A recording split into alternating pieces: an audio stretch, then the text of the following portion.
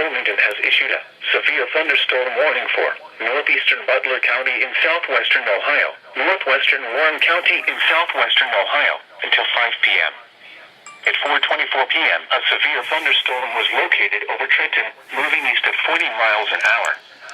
Hazard, 60 miles an hour wind gusts. Source, radar indicated. Impact, expects damage to roofs, siding, and trees.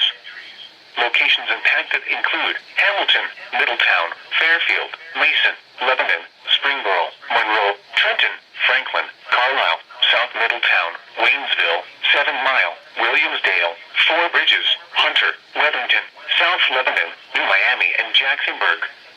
This includes the following interstates: Interstate 71 in Ohio between mile markers 26 and 35. Interstate 75 in Ohio between mile markers 24 and 40.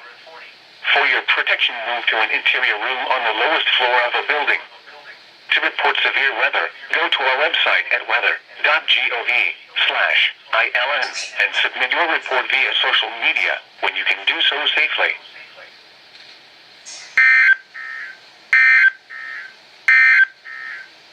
The National Weather Service